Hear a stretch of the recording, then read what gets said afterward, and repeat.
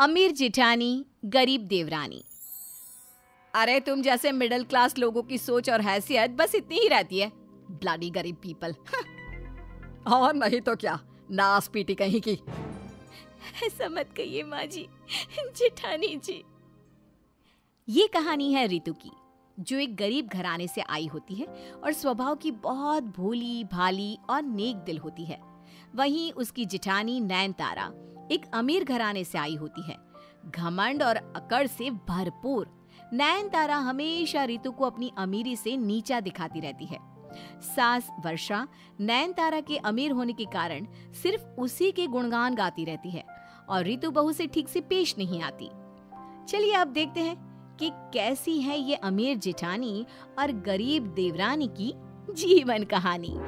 माँ जी, इस बेवकूफ को समझा दो कि आइंदा से ये मेरे रूम में ना आए, और आए तो सिर्फ और सिर्फ साफ सफाई करके चली जाए। ऐसे गरीब लोगों का क्या भरोसा, ये कभी भी चोरी चकारी कर सकती है, इसका कोई अंदाजा नहीं। ऐसा क्यों कह रही हो आप जिठानी जी? मैं तो बस आपके कमरे में गमला ठीक कर रही थी, और भला मैं क्यों चोरी करूं? अरे मेरी बड़ी बहू कितनी फैशनेबल है, कितने महंगे महंगे अच्छे अच्छे कपड़े पहनती है। अरे कितनी अमीर है वो, तो फिर तू क्यों नहीं जलन के मारे इसके सामान को चोरी करेगी? हैं?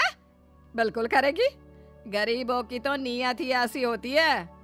चोरी हुई नहीं है, लेकिन तेरे होते हुए हो सकती है आगे चलकर। ठीक है माँ जी, मैं आइंदा से जिठानी जी के कमरे में सिर्फ काम करने ही जाऊंगी। रात में खाना खाते समय जब पूरा परिवार एक साथ होता है। आओ, ये क्या है? कितना बेस्वाद खाना, ऊपर से इतना ऑयली और फुल ऑफ फैट्स। और तुम रितु, तुम ना मेरे आसपास मत खड़ी रहा करो यार। Move away from me. तुम्हारी ये बाबा आदम के जमाने की साड़ियां और तुमसे आने वाली पसीने और मसालों की बू, क्या देवरानी मिली है मुझे। तभी रितु का पति पीयूष बोलता है, भाभी आप रितु से ऐसे बात नहीं कर सकती, भाई समझाइए ना भाभी को प्लीज। नयनतारा का पति यश कहता है, सही तो कह रही है नयनतारा। और पीयूष, तू तो ना चुप ही रहा कर। अगर तुम दोनों मियाँ बीवी को इतनी ही दिक्कत है मेरी बीवी नयनतारा से, तो फिर तुम दोनों के लिए दरवाजे खुले हैं। नयनतारा मन ही मन हंसती है। वहीं रितु और पीयूष दोनों को भी यश और नयनतारा की बातों का बहुत बुरा लगता है, और पीयूष अपने बड़े भाई यश को कुछ नहीं कह पाता। अगले दिन जब नयनतारा की अमीर सहेलियां उसकी ससुराल आती है तब, वाह यार नयनतारा, तू तो शादी के बाद और भी खूबसूरत लग रही है। क्या ग्लो आ गया है तेरे चेहरे पे। सच में तू तो हर चीज में लकी है। Whatever। अब जब भगवान ने इतना खूबसूरत और इतना रिच बनाया है तो मैं क्या करूं? क्यों माँ जी?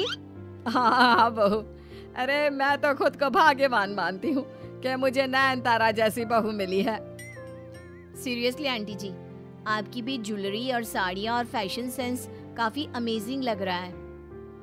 अरे आखिर सास किसकी है? तभी वहां पर ट्रे में सबके लिए शरबत लिए रितु आती है। रितु को देखकर वर्षा और नयनतारा मुंह बनाती हैं। अरे नयनतारा, ये कौन है? तेरी देवरानी? No no no no no, ये कैसे मेरी देवरानी हो सकती है? Are you out of your mind और व्हाट? ये तो हमारे घर की नौकरानी है, कादम्बरी। हाँ हाँ, ये हमारे घर की नौकरानी है। ओह कादम्बरी, क्या तुम मेरा थोड़ा सा सर दबा दोगी? फटा जा रहा है कब से। ये सब सुनकर और देखकर रितु की आंखें भर आती है और उसके मन को बहुत ज्यादा ठेस पहुंचती है। दबाएगी ना? क्यों कादम्बरी, दबाओगी ना सर? नयनतारा और वर्षा रितु को उस सहेली का सर दबाने के लिए कहते हैं। उनके जाने के बाद रितु खूब रोती है। अरे कल मुही, अब ये तेरा रोना धोना बंद कर और जा जाकर स्टोर रूम की सफाई कर और शाम के खाने की तैयारी कर। माँ जी, मैं पार्लर जा रही हूँ, मेरे आने पे मुझे ग्रीन टी बनी बनाई चाहिए, समझी? हाँ हाँ बड़ी बहू, बन जाएगी, फिक्र ना कर। नयनतारा घर का कोई भी काम नहीं करती, वो तो बस आदेश ही देती रहती। उसकी सास वर्षा तक उसके आदेशों का पालन करती रहती। घर का पूरा काम सिर्फ रितु ही करती। एक बार नयनतारा को एक शादी अटेंड करने जाना होता है और उसने अपना महंगा डिजाइनर लहंगा बाहर सोफे पे रखा होता है और तभी रितु वहां पर साफ सफाई कर रही होती है। अचानक से सारा गंदा पानी लहंगे पे गिर जाता है और पूरा लहंगा खराब हो जाता है। जब वर्षा और नयनतारा ये देखते हैं तब मानो प्रलय आ जाता है। नहीं, बेवकूफ, इडियट कहीं की, दिमाग में भूसा भरा है क्या तुम्हारे, जो ये फर्श साफ करने का गंदा पानी मेरे लहंगे पे डाल दिया। पता भी है कितने का था ये लहंगा? पूरे 80,000 का।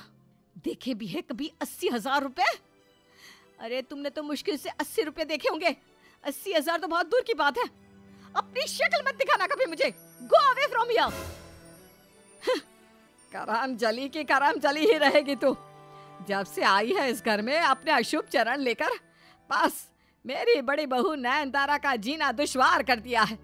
न जाने मेरे पीयूष पर क्या जादू कर दिया है इसने, जो वो तुझ जैसी गरीब घराने की लड़की से शादी कर बैठा। कुलक्ष नहीं कही की। रितु को खूब डांट कर नयनतारा और वर्षा वहां से चले जाते हैं। रितु अकेले में फूट फूट कर रोती है। मैंने जानबूझ के तो नहीं किया था ना, मेरी क्या गलती है? यही कि मैं एक गरीब घराने से हूँ।